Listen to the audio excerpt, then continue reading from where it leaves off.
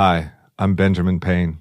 At the K-12 Education Office at Hillsdale College, we support school founding groups and their efforts to start classical schools across the country.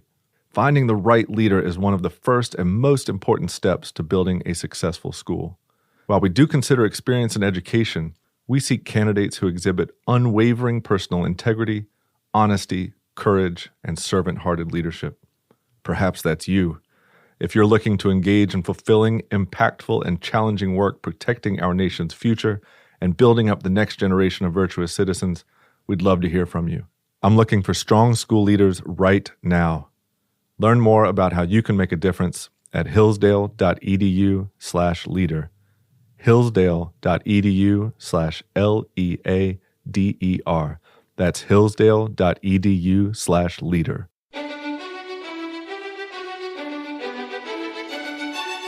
Welcome to the Hillsdale College K-12 Classical Education Podcast, bringing you insight into classical education and its unique emphasis on human virtue and moral character, responsible citizenship, content-rich curricula, and teacher-led classrooms. Now your host, Scot Bertram. Thanks for listening. The Hillsdale College K-12 Classical Education Podcast is part of the Hillsdale College Podcast Network. More episodes at podcast.hillsdale.edu or wherever you get your audio. You also can find more information on topics and ideas discussed on this show at our website, k12.hillsdale.edu. We're joined by Noah Bush. He is a music teacher at Orange County Classical Academy in California. Noah, thanks so much for joining us. No problem. I'm happy to be here. Talking today about music, history, and appreciation. And before we begin, tell our listeners a little about yourself, what you do at Orange County, and maybe about the school itself. Sure. So I will be going into my third year as the upper school music teacher at Orange County Classical Academy. We're the only Hillsdale affiliated school in California right now. So it's been an interesting and exciting process to see our school grow. We're going into our fifth year as a school, and we just had the opportunity in the fall to open up our ninth grade. So I will be launching the high school now music curriculum, which is really exciting. So I have a background in music education and clarinet performance, and I'll talk a little bit later about how I became affiliated with OCC and what kind of drew me into classical education. Super. Let's talk a little music. How is a classical approach to music education different than maybe other schools would teach music? Yeah, so there's a lot of different ways. I guess kind of the most cliche response is simply to say that it's much more well-rounded. So at a lot of public schools, they teach music primarily from a performance-based point of view. And so it's primarily focused on ensembles and learning to read and play or sing notes and rhythms. And from a classical perspective, we care much more about the classical tradition. So the great composers, their masterworks, learning to analyze and appreciate music and understand the value of it as it relates to the other disciplines, not simply as a standalone subject. What drew you in particular to the classical perspective, the classical approach to education generally, and then specifically the approach to music? Sure. My first exposure to classical education was actually from my parents. I was homeschooled all the way through high school. And I didn't know it then, but I was receiving a classical education. I mean, I didn't even really know what those terms were. But I'm very blessed to have two very qualified and well-educated parents who covered a variety of subjects between the two of them and their expertise. So my mom was a math major and minored in art, and my dad was an English literature major. And he's also a pastor, so we got a lot of that. He's also a huge history buff, so we got all the humanities covered between the two of them. So I really received that rich classical education as a child all the way through high school. And so without knowing it, I learned to love that kind of education. When I went to college, I went to Biola University, and I double majored in, as I said, music education and clarinet performance. And while I always loved the idea of being a teacher and felt that that was something I could be good at, I didn't like the way that I saw other schools teaching music. And so that really deterred me from pursuing a full career in education, because I didn't want to just become another band director. I felt that kind of teaching of music really doesn't help students to love or understand or appreciate music. It kind of creates, I've seen the effects of this in my own life and in others. It really kind of creates robots or like musical zombies, where they know how to play notes and rhythms, but they don't know why they're doing it. And so I was fully set on pursuing a career in performing on clarinet, or to go to grad school to study music history and to maybe eventually become a college professor. But then I found out through my brother about Orange County Classical Academy, and he said they're looking for a music teacher. And so I said, okay, I'll do an interview and I'll find out about it. And in the interview, they talked about how they wanted me to teach music history and appreciation. And I said, oh, there's this whole other realm of education that I hoped existed, but wasn't sure if it did. And so that's how I became affiliated with OCCA. Music is a required course for grades K through 8 at Orange County Classical Academy. How do you approach it with students who might be a little wary of the subject? They don't have an interest in it or don't have any knowledge entering the music classroom.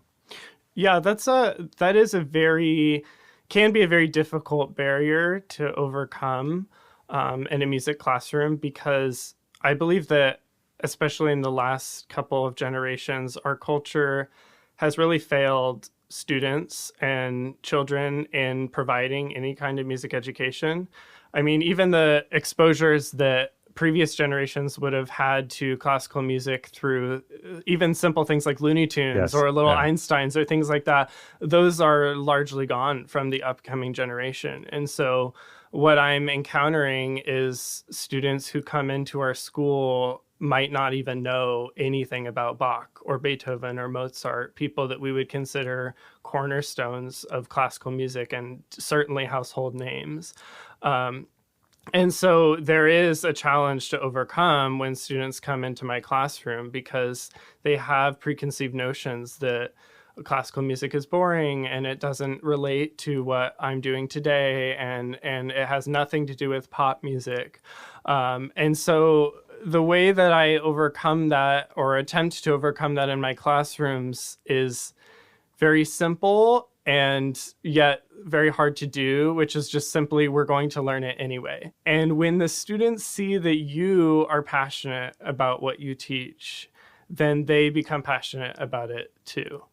And so I love what I teach. I love it so deeply, and that rubs off on the students. And students generally say they dislike classical music because they don't understand it. Students don't like things that they don't understand. And so breaking it down into something that they can relate to, telling stories through music history, telling the stories of the composers, making them people that the students can relate to, is a huge way to gain that kind of trust from the students and that engagement that they might not previously have had with classical music. You mentioned earlier that perhaps in other schools, music education is more performance-centered. Yeah. So the classical approach that is not, there are more aspects. Does that even make it actually less intimidating for students? They don't enter thinking they have to master an instrument to do well in the class necessarily.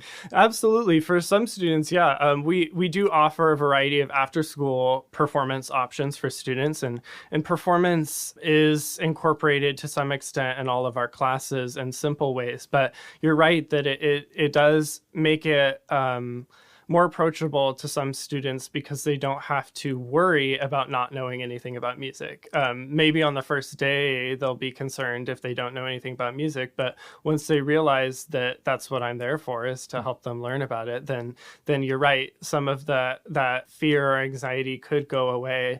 The other thing that I really emphasize in my curriculum, that I believe is a mark of a true classical curriculum, is that it connects to everything else that they learn. And so that can also help overcome this barrier that we're discussing. Everything that they learn in literature and history and art is tied directly to my content. And I work very hard to align what I teach to that. So for instance, in 7th grade, when they cover the Revolutionary War in history, I teach a unit on military music and the American Revolution. And they learn that someone like Baron von Steuben, who in their history class, they learn about how he worked so hard at Valley Forge to train the troops. They also learn in my class that he, in addition to those things, revolutionized the way that military music was done. And he standardized drum calls for the first time. And that strategic communication using music is a large part of the reason why the Continental Army was able to turn things around in the war. So those kinds of connections provide those aha moments that help students to see why music is valuable. Talking with Noah Bush, he is music teacher at Orange County Classical Academy out in California.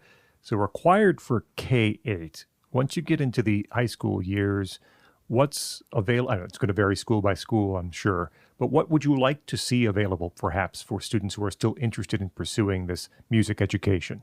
That's a great question. And what's so exciting is that myself and a couple of my colleagues have the opportunity to build that out over the coming years since we are opening up this 9th grade.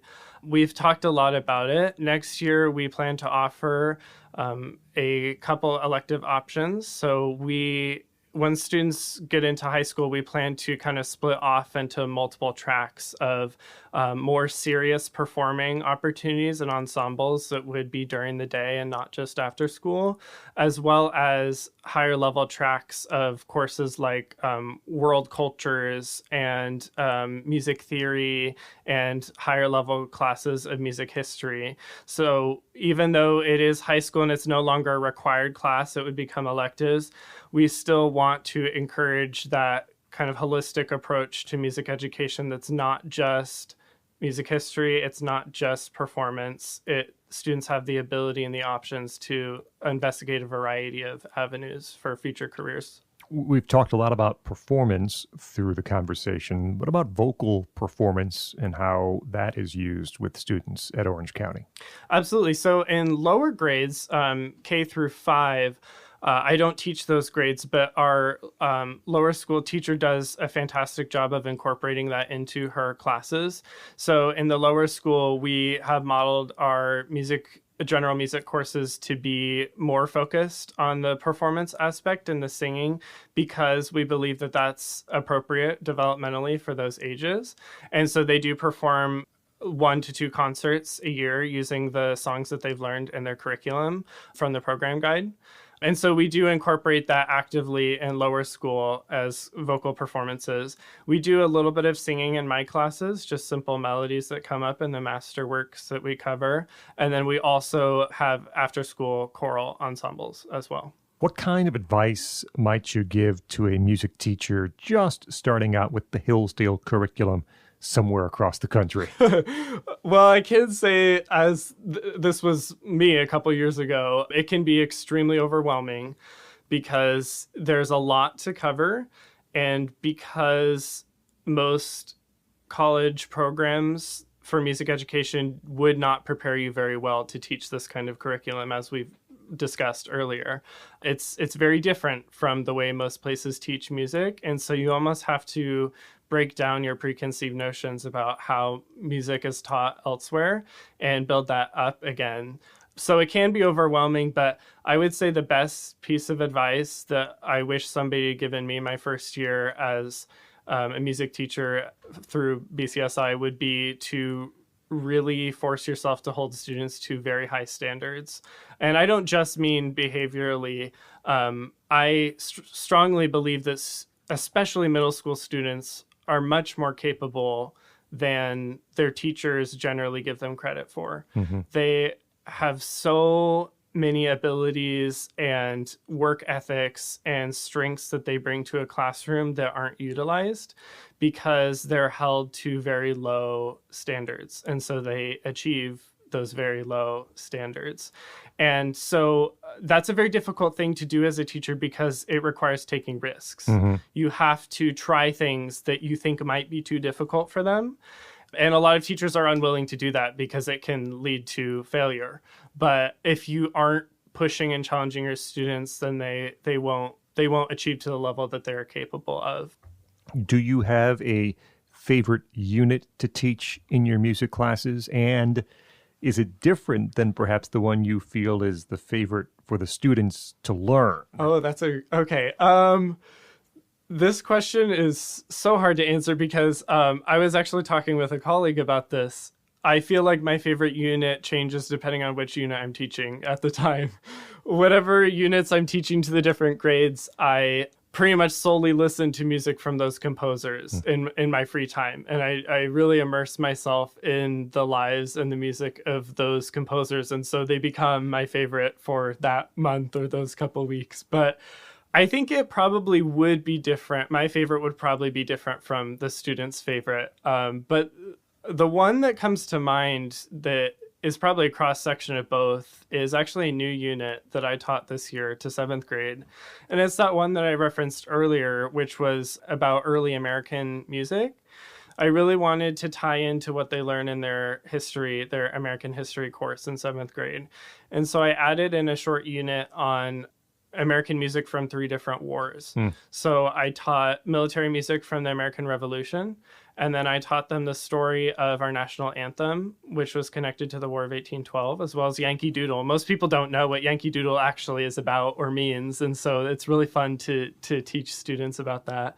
And then finally, some folk music from the Civil War. So we talked about the creation of the classic memorial bugle call taps, and then we also talked about the Battle Hymn of the Republic.